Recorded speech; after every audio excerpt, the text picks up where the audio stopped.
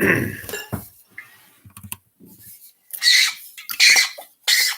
right, I'm back. Sorry about that.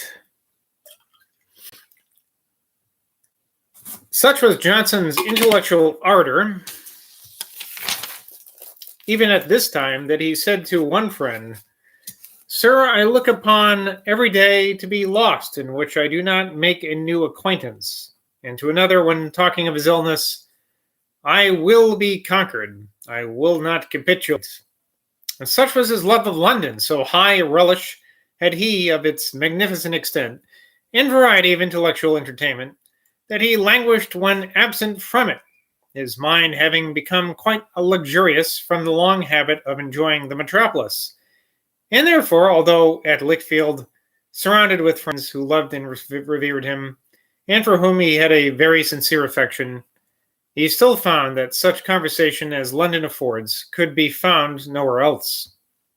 These feelings joined probably to some flattering hope of aid from the eminent physicians and surgeons in London, who kindly and generously attended him without accepting of fees, made him resolve to return to the capital.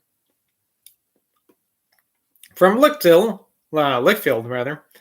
he came to Birmingham, where he passed a few days with his worthy old schoolfellow, Mr. Hector, who thus writes to me, quote, "He was very solicitous with me to recollect some of our most early transactions and transmit them to him, for I perceive nothing gave him greater pleasure than calling to mind those days of our innocence.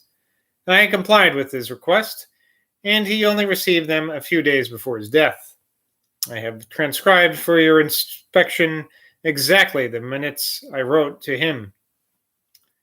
This paper having been found in his repositories after his death, Sir John Hawkins has inserted it entire, and I have made occasional use of it and other communications from Mr. Hector in the course of this work. It is a most agreeable circumstance attending the publication of this work that Mr. Hector has survived his illustrious schoolfellow so many years, that he still retains his health and spirits, and has gratified me with the following acknowledgment. I thank you most sincerely, thank you, for the great and long-continued entertainment your Life of Dr. Johnson has afforded me and others of my particular friends. Mr. Hector, besides setting me right as to the verses on a sprig of myrtle, see page 67 notes, has favored me with 2 English odes written by Dr. Johnson at an early period of his life, which will appear in my edition of his poems. I have both visited and corresponded with him since Dr. Johnson's death, and by my inquiries concerning a great variety of particulars, I've obtained additional information. I followed the same mode with the Reverend Dr. Taylor, in whose presence I wrote down a good deal of what he could tell, and he, at my request, signed his name to give it authenticity.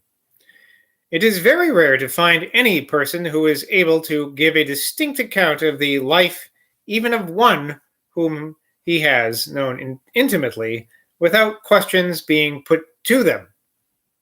My friend Dr. Kippis has told me that on this account it is a practice with him to draw out a biographical catechism. Johnson then proceeded to Oxford, where he was again kindly received by Dr. Adams, who was pleased to give me the following account in one of his letters, February 17th, 1785.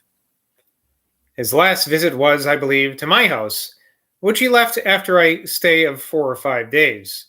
This is Dr. Adams. We had much serious talk together, for which I ought to be the better as long as I live. You will remember some discourse which we had in the summer upon the subject of prayer and the difficulty of this sort of composition. He reminded me of this, and of my having wished him to try his hand to give us a specimen of the style and manner that he approved. He added that he was now in a right frame of mind, and as he could not possibly employ his time better, he would in earnest set about it. But I find upon inquiry that no papers of this sort were left behind him, except a few short ejaculatory forms suitable to his present situation. Dr. Adams had not then received accurate information on the subject, for it has since appeared that various prayers have been composed by him at different periods, which, intermingled with pious resolutions and some short notes of his life, were entitled by him Prayers and Meditations, and have, in pursuance of his earnest requisition, in the hopes of doing good, been published with a judicious, well-written preface by the Reverend Mr. Strahan, to whom he delivered them. This admirable collection, to which I have frequently referred in the course of this work, evinces beyond all his compositions for the public and all the eulogies of his friends and admirers the sincere virtue and piety of Johnson. It proves with unquestionable authenticity that, amidst all his constitutional infirmities, his earnestness to conform his practice to the precepts of Christianity were unceasing, and thus that he habitually endeavored to refer every transaction of his life to the will of the Supreme Being.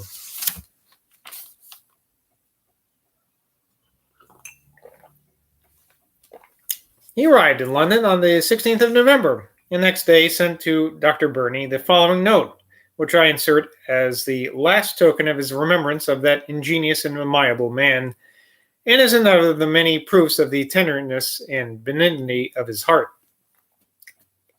Mr. Johnson, who came home last night, sends his respects to dear Dr. Burney, and all the dear Burneys, little and great.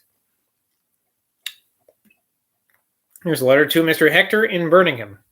Dear Sir, I did not reach Oxford until Friday morning, and then I sent Francis to see the balloon fly, but could not go myself. I stayed at Oxford till Tuesday, and then came in the common vehicle easily to London. I am as I was, and having seen Dr. Brocklesby, and to ply the squills, but whatever be their efficacy, this world must soon pass away. Let us think seriously on our duty. I send my kindest respects to dear Mrs. Careless. Let me have the prayers of both. We have all lived long and must soon part. God have mercy on us, for the sake of our Lord Jesus Christ. Amen. I am, etc. London, November 17, 1784. Sam Johnson. His correspondence with me after his letter on the subject of my settling in London shall now, so far as it is proper, be produced in one series. June 26th, he wrote to me from Ashburn. On the 14th, I came to Lichfield and found everybody glad enough to see me. On the 20th, I came hither and found a house half built of very uncomfortable appearance, but my own rooms has not been altered. That a man worn with disease in his 72nd or 3rd year should condemn part of his remaining life to pass among ruins and rubbish, and that no inconsiderable part appears to me very strange. I know that your kindness makes you impatient to know the state of my health, in which I cannot boast of much improvement. I came through the journey without much inconvenience, but when I attempt self-motion, I find my legs weak and my breath very short. This day I have been much disordered. I have no company. The doctor, the Reverend Dr. Taylor, is busy in his fields and goes to bed at 9, and his whole system is so different from mine that we seem formed for different elements. I have, therefore, all my amusements to seek within myself. Having written to him in bad spirits a letter filled with dejection and fretfulness, and at the same time expressing anxious apprehension concerning him on account of a dream which had disturbed me, his answer was chiefly in terms of reproach for a supposed charge of affecting discontent and indulging the vanity of complaint. It, however, proceeded, Write to me often and write like a man. I consider your fidelity and tenderness as a great part of the comforts which are yet left me, and sincerely wish we could be nearer to each other.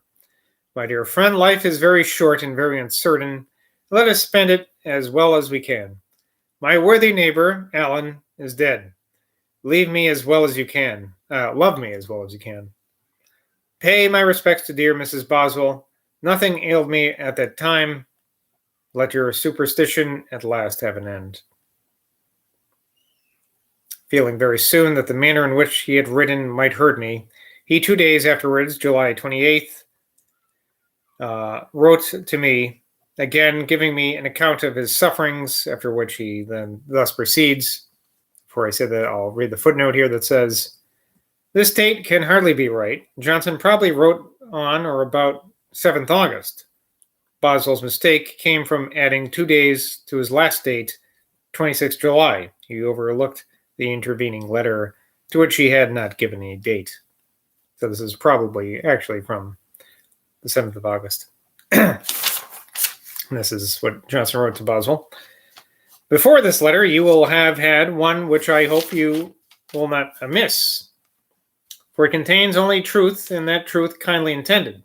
Spartam quam nectus es orna. Sparta is your country, make the most of it." From Erasmus's Chalades. "Make the most and best of your lot, and compare yourself not with the few that are above you, but with the multitudes which are below you. Go steadily forward with lawful business or honest diversions. Be, as Temple says of the Dutchman, well when you are not ill, and pleased when you are not angry.